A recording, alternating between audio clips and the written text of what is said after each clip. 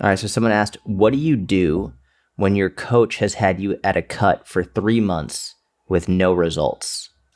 That's a great question. We'll end on this one. I'm running out of steam. We're an hour in. But I love this question. I like how it flips the script. So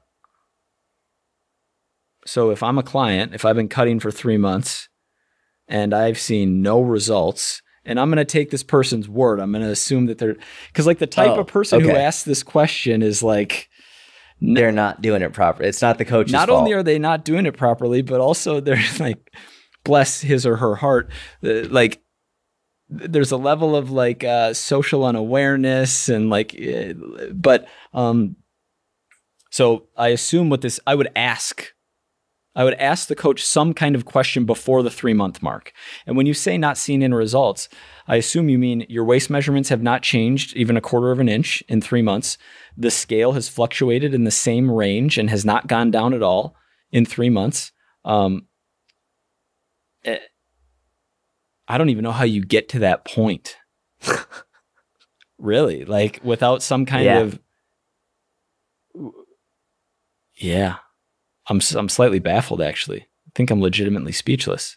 I was thinking about it because it's on my Q&A. I was thinking about answering it and being like, well, first, I would not blame your coach. I would look at your consistency, number one. But I think the way you framed it first is, hey, let's look at your actual progress. Have your measurements gone down at all? Has your weight gone down at all? Has your strength gone up at all? Has your relationship with food improved at all? Let's look at all markers and let's see if there's anything there. If there's literally nothing, you haven't made any improvements whatsoever, I say that's got to be your fault, not the coach's fault.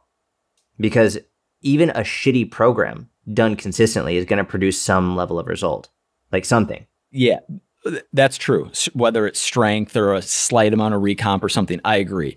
But if they're specifically trying to lose fat, the one area where it could be the coach's fault is if the coach just has them at maintenance for 3 months and never adjusts their calories, and they are actually like nailing it. But what's far more likely 99% of the time is what you said, a consistency issue on the client end. I've just never seen, and I'm not saying it doesn't happen, especially with the rise of like more, which I don't even understand, the coaches who are against fat loss. Like, what are you hiring them for then? But like, I haven't seen any coach really over prescribe calories.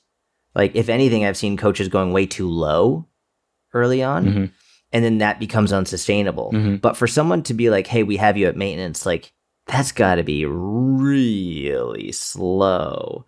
Like, and that's, I'm not saying it doesn't happen, but that's pretty rare. Usually it's the opposite. And I'm going to stand by it. Like, you know what? Even if your coach does have you in maintenance, unless you're like you, Mike, we're like, all right, cool, I'm going to literally follow this to the T and do it. Most people, like, if they change their nutrition, they start eating more fruits and vegetables, they start having more protein, they start getting their steps in, all this stuff, they're going to make progress. Like, they'll probably end up eating fewer calories than they should, or even just fewer calories than they were before, and end up losing some weight. Like, I'm saying this is the client's fault. Like, well, it's definitely the client's fault. I'm just trying to think of what to ask at that 3 month mark. Yeah. It's look in the mirror. What it probably is just lack of skill at tracking / willful blindness. Like 4 or 5 days a week are like in range, and then you don't think that those 2 4,000 calorie days are hurting you, but they are. And yeah.